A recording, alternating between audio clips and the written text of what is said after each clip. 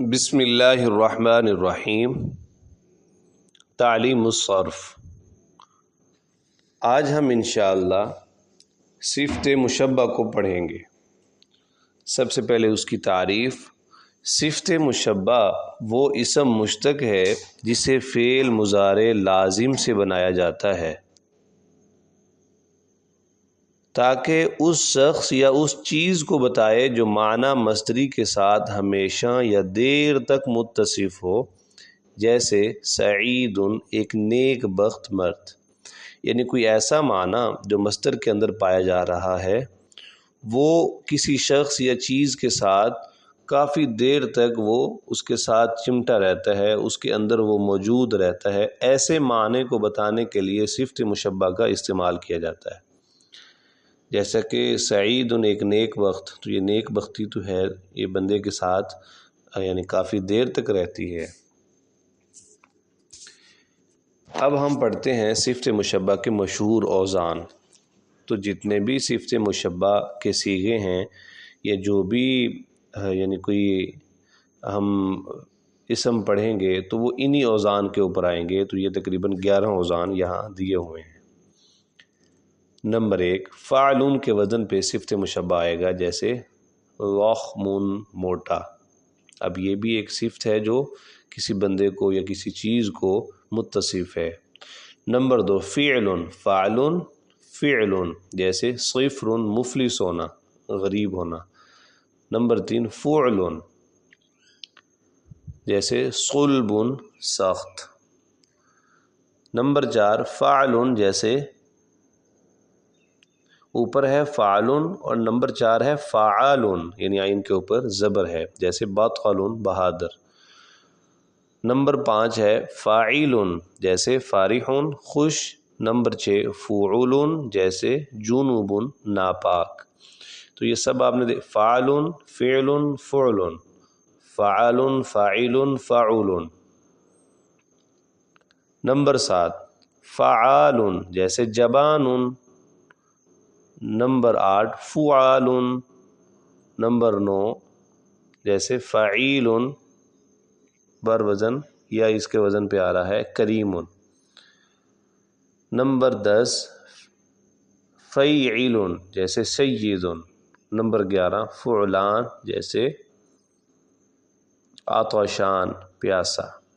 تو یہ تقریباً 11 اوزان ہیں جو صفت مشبہ کے مشہور اوزان ہیں، وہ یہاں دیے ہوئے۔ اکثر صفت مشبہ جو ہے وہ انہی وزنوں کے اوپر آتے ہیں۔ فائدہ، صفت مشبہ اور اسم فاعل میں یہ فرق ہے کہ اسم فاعل میں معنی مصدری عارضی ہوتا ہے، یعنی تھوڑی دیر کے لیے ہوتا ہے، وہ بندہ جتنی دیر وہ کام کر رہا ہے، اور صفت مشبہ کے اندر وہ معنی جو ہے وہ ہمیشہ ہی پایا جا رہا ہوتا ہے، یعنی دائمی ہوتا ہے۔ فائدہ، صفت مشبہ کا وزن فعیل کبھی مفعول کا معنی بتاتا ہے، جیسے ذبیح بمعنی مذبوح۔ اس صورت میں یہ وزن مذکر اور مؤنث کے لیے یکساں یعنی ایک جیسا ہی استعمال ہوتا ہے، یعنی کبھی کبھی یہ مفعول کا معنی بھی بتاتا ہے۔ اس کے بعد اب ہم پڑھتے ہیں صرف کبیر صفت مشبہ کی۔ تو سب سے پہلے آپ اس کے میزان دیکھیں، فعیل فعیلان، یعنی فعیل کے وزن پہ، تو اسی کے اوپر ہی یہ ساری گردان ہوگی۔ کریم فعیل کے وزن پہ ہے، واحد مذکر، ایک سخی مرد۔